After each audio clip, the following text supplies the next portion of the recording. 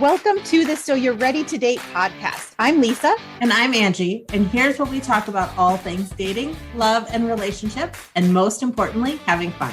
Join us for practical advice for dating successfully on your terms. Welcome aboard and enjoy the ride. Welcome back to a new week and a new episode of So You're Ready to Date the podcast.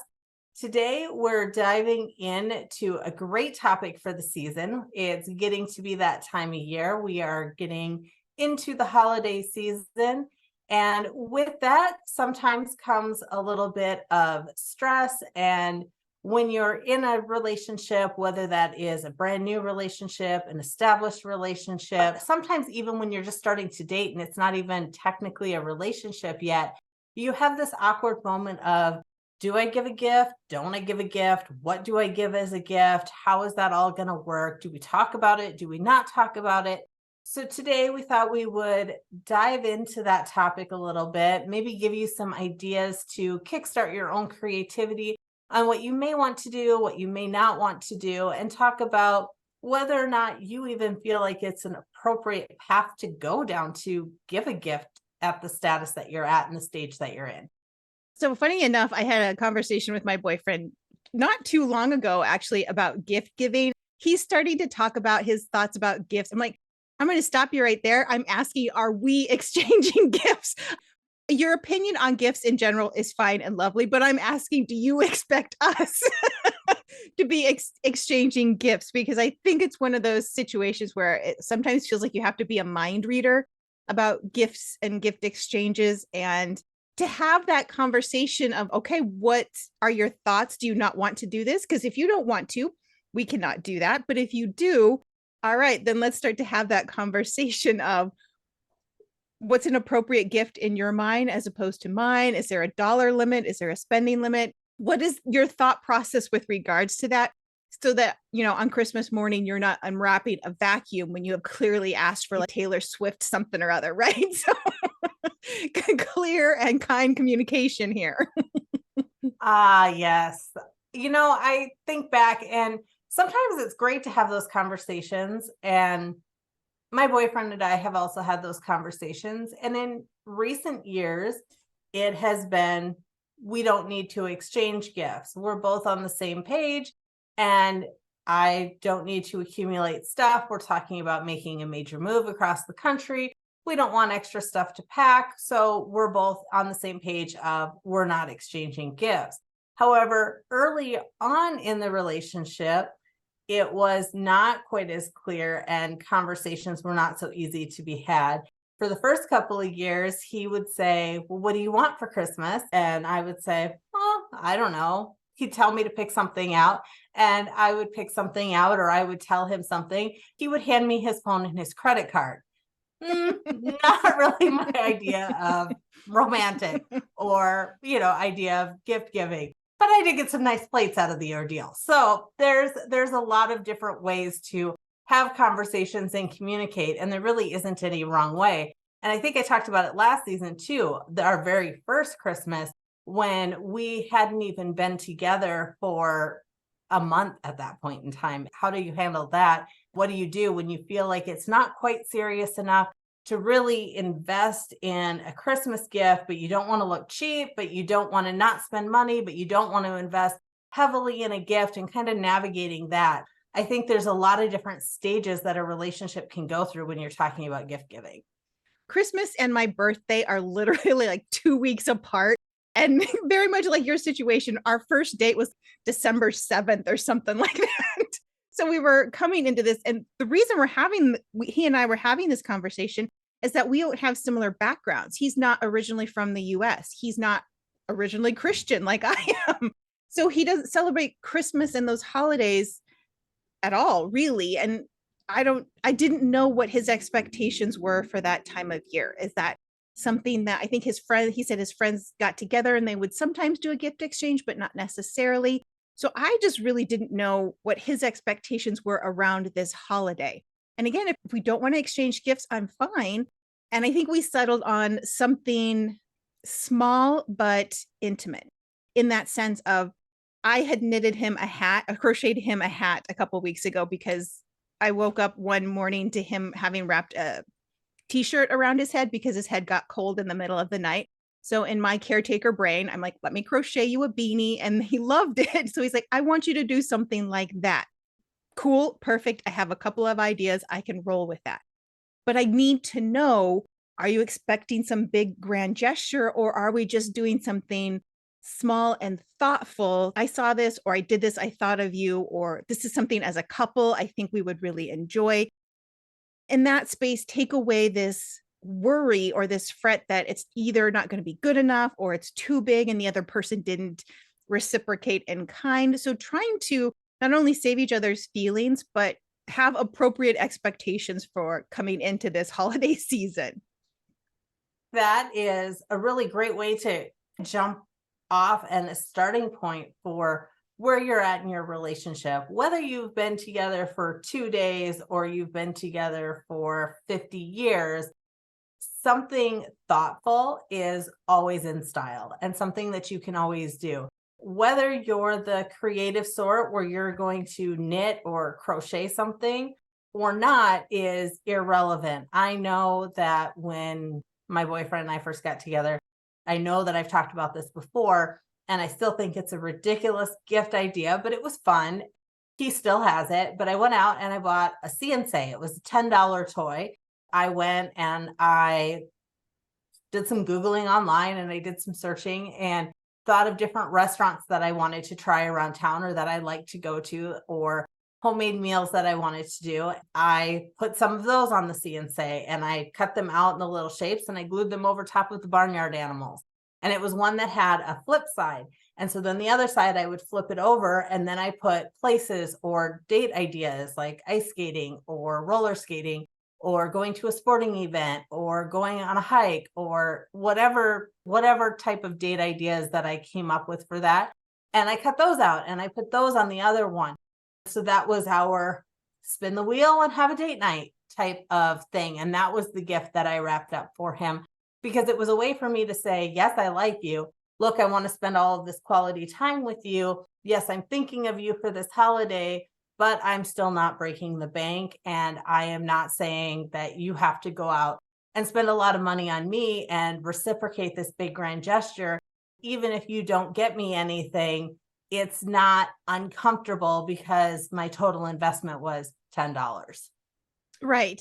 Because I did that something very early on is I found it on Pinterest where I had a bunch of blank cards and I wrote, here's a card for when you're happy. Here's a card for when you're sad. Something for him to take home with him. And I think it was typically supposed to be for a long distance couple, but we were still kind of getting to know each other. So it was these little ways where I think one of them I sprayed with my perfume or something. So it was all of these little ways that, again, didn't cost me anything because I already had the cards and they were blank. And I was me just Googling what would be a romantic thing to say when somebody's sad or upset or frustrated or whatever it is. And I think we get in our head this idea that for something to be a good gift, that it has to be expensive. And sometimes it's just about putting a little bit of thought, a little bit of legwork on Google, on Instagram, TikTok, Pinterest, whatever it is. And you can come up with some really great ideas that make that other person feel seen and heard and be like, oh, this person took some time. And I know it's not everybody's love language, but to me, somebody who had taken the time, be like, I thought about you. I put some work and effort into this goes a long way more than whatever the price tag might have been on any other kind of gift. And even if you're not crafty, because I think even if they're blank cards and you're filling those out, that sometimes that still requires you to be a little bit crafty or decorate. And not all of us are crafty and we're not all going to go out and do that kind of thing. But if you are crafty, certainly putting that kind of effort into it and putting something together there is going to be a treasured gift for a long time. But even going out and buying a store-bought card, writing your thoughts in the card and spritzing your perfume on it. Or I think one that I did was I put a gift card in there for their favorite restaurant so that they could order pizza when they were upset or when they were celebrating or something like that. Being able to add a piece of that into a store-bought card that you have is something that can be very thoughtful, or even writing a message in there that they can hold on to and refer back to and keep and have that as a keepsake. can be a very important gift and can mean more than going out and spending money on something, because you've put your thoughts and you've put your heart into giving that gift. Well, you talk about crafty stuff, and you and I are both big on crafting, and I think it comes very naturally to us. But one of the things that I did was last year for Valentine's Day, and literally anybody can do this. You don't have to be crafty. He was a gum chewer, and he still is, but not to the point. I think he was still trying to impress me. That always fresh breath thing. But I went to the dollar store, got a different kinds of packs of gum, and then just taped them onto some plastic flowers, wrapped them in some tissue paper. And he thought it was the greatest thing ever, especially if you're giving something to a man. Sometimes those gifts that you don't think are typically manly, like flowers, something romantic like that, can go a long way. I mean, you have to know your person. Not everybody is going to take it in that particular way, but don't discount your fact that you can't be crafty in some ways and keeping it really simple. And reloading their coffee card or reloading their wings card if they go to a specific place can go a long way, because you can do a lot of this stuff virtually. So if you're like, I can't pick a good card, I don't want to go to the store, there's a lot of ways electronically you can do that exact same thing. And it can go a long way saying, hey, I'm going to Venmo you such and such amount so you can get your nails done, or you can go get a new hat, or you could go do whatever it is you want to do. It may not seem romantic to everybody, but it might to that person be like, oh my gosh, they actually get me. When you think about how well you know somebody or taking their interest in mind, you can go and get some sort of customized gift. And it doesn't need to cost a fortune. It could. You can go out and have a piece of jewelry engraved or whatever it is. You can go out and get something customized like that. But even getting a shirt customized, there are a lot of local vendors that you can go out and do that now.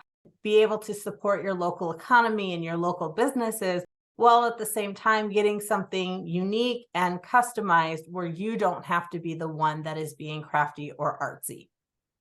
Well, and another thing too is maybe you cook. Maybe that's your way of expressing. And one thing that I did, we were talking about something, and he mentioned this recipe that he used to have when he was little back in his home country. And so I was just messing around on Pinterest, and he's like, oh, it looks something like that. So I took note of the recipe. And then the next time we were making dinner, that's what we made for dinner. And he's like, oh my. So it literally cost me under $10 for all of the ingredients. But again, it's one, you're listening to what your person is saying. Hey, this is something from my childhood. So maybe it's reaching out to an aunt or a grandma or a mom and saying, hey, can you send me this recipe? I want to make it for so and so. Or, searching for a recipe online of something that they remember eating from their childhood, and then making that a date night dinner or doing something along those lines is another way to keep the cost low, but also say, hey, I'm thinking of you. I'm paying attention. I wanted to bring you this little taste of your childhood. I love that idea. And I think about that for my boyfriend's birthday dinner. One of the things when I was growing up was, on your birthday, you get to be the boss for the day type of thing. And you get to pick what we have for dinner, where we eat, whether you want something cooked at home, whether you want to go out, no matter what it is that you want to do, you get to choose. And with him, it's always make my favorite meal. So we always go through the process, or I always go through the process of buying the stuff. It's rare that he'll actually allow me to make it because I don't do it right. That's okay. I don't like to cook anyway. But, having the stuff, going out, doing all of the shopping so that he knows that my plan is to make his favorite meal. And whether or not he decides to kick me out of the kitchen, that's all on him. So, Well, yeah, again, it's like, I saved you the legwork of going to the grocery store. I can be your sous chef if you want me to help chop stuff or clean stuff up. I can assist you in that way if you want to do the actual cooking. Is that forethought, the thought that you put in the effort to get things ready for this. Like you said, whether you get to stay or not always the point. Sometimes it is about the thought behind the present. yes, exactly. Kind of moving on from there, baked goods are always a fun experience too. You know how you might do baked goods for kids as teachers or for other people in your lives. That's also an appropriate gift for a significant other or for somebody that you've just started seeing, is to give them a plate of baked goods. I tell you, my best friend to this day, that is still her Christmas present to me, is to come over and fill my refrigerator up with meals and to bring me plates of baked goods, because she knows that that is one of my least favorite activities in life, is to spend my time in the kitchen. So she takes care of that for me. And she's been my best friend for, I don't know, my son is in his 20s, and she's been my best friend since they were in kindergarten together. And she still does that for me. So it never goes out of style. Ah, yes. Right. What is it usually July you start seeing those things where you want to make these presents for Christmas? So, because I've had friends who've made homemade vanilla and infused vodkas and stuff like that. So, yeah, if there's somebody who enjoys that kind of thing, that can be something to look into. Or maybe you find a class on mixology or a cooking class where you can go together and learn to make something new. So, it doesn't always have to be a physical thing. A lot of it can be about experiences. And that's something not romantically, but in my relationship with my niece that I've tried to do that. Yes, we do exchange gifts every once in a while, but we had so many fun experiences together. And sometimes that's the stuff you still talk about like 5, 10 years later, where it's, do you remember that Christmas where we slept out in that igloo or we went snowshoeing or whatever the activity might be. Sometimes finding those experiences that you can do together can be kind of fun. It's one of those things you have to be a little careful if you're still in the beginning stages, not to get too ahead of yourself. Not to say that you can't plan something 6 months out, but if this is like 2 or 3 dates in, then maybe something within the next month, within the next couple of weeks. Show some forethought, but is not trying to, all right, we've just had drinks twice. Why is she trying to do a weekend away 6 months in the future? So some common sense in there. Like, okay, I saw this coming up next week. It's a band I thought you might be interested in. You want to go do that. Never discount the fact that an experience might be a really great way to connect with either that person you're just getting to know or to learn something more about the person you've been with for a while. Whether that experience is together, which is great, or just something that you know that they want to do and you're not very interested in it, it's something that you can just do for them that you don't have to accompany them with, and can be a gift for them. If it's a hobby they like, let's say that they like to go ice fishing and you're not going to sit out on the ice. Maybe it's something that has to do with that. So it can be an experience that you are not a part of, or it can be an experience that you share together. Either way, an experience is a great gift. That experience could also be shared with others. So maybe it's an experience that you're saying, we're going to get together and we're going to do a private in-home cooking class. You can invite some friends over, and the part of the gift would be to have this in-home party where you're all having this experience together. There can be a lot of different ways to put that experience together so that it makes a great gift and suits the situation that you are specifically in. We talked about it this season, introducing your special someone to your friends. So if this is something that maybe you want to do, this might be a nice soft launch for somebody. Or if you're trying to build and foster those relationships, maybe finding that group activity where everybody can go and do something fun, do something new might be a way to not force friendship, but to help foster friendships between your new significant person and your established friend group or family group. From that, when you're talking about what experiences you may or may not enjoy, maybe a subscription box. Maybe it is something where you need to explore what those hobbies are. And somebody has mentioned that they may like to try something. Putting a subscription box in place can be a great gift too, and a gift that keeps on giving. And maybe that's something that you can participate in and experiment with and try together.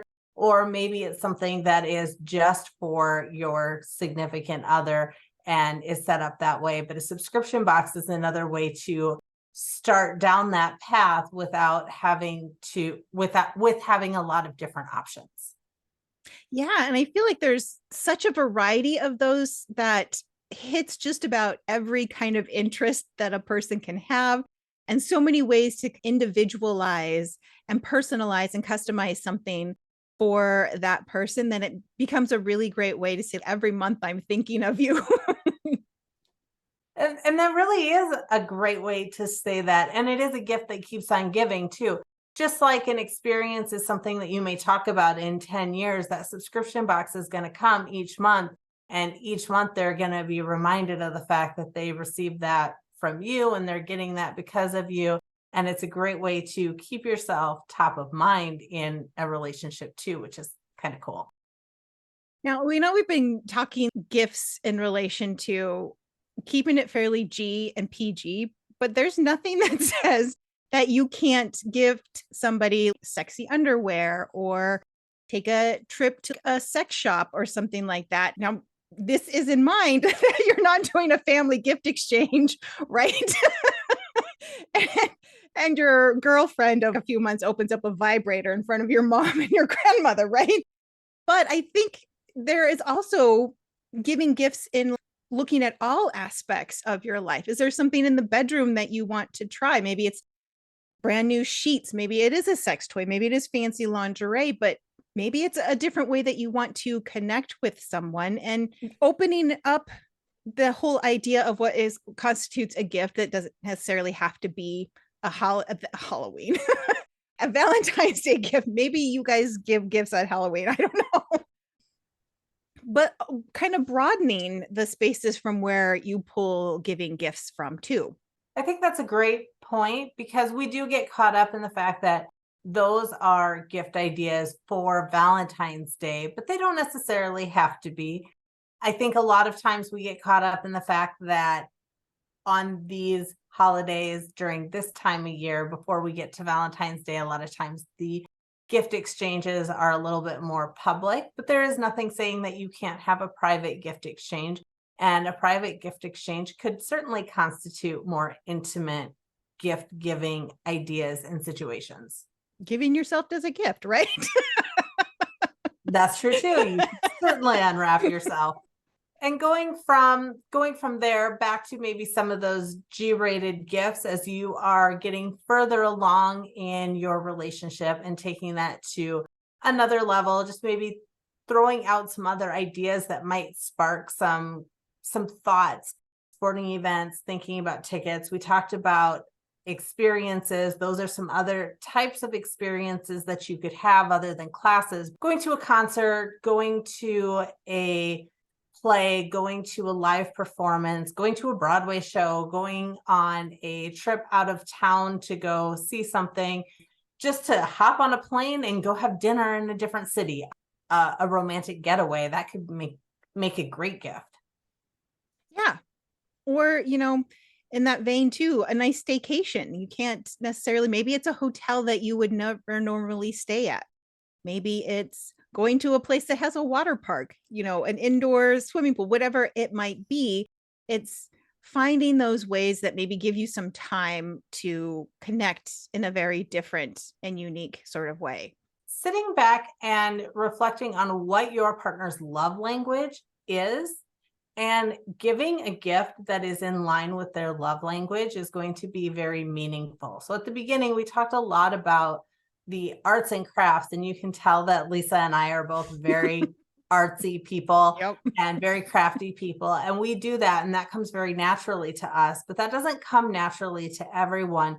So sitting back and thinking about what your partner's love language is, and then maybe even getting on Google and researching gifts that are in alignment with the love language can be very beneficial too, can be more meaningful than just going to the store and picking up the first thing that you see because you don't know what else to get if you're living with somebody who is difficult to shop for.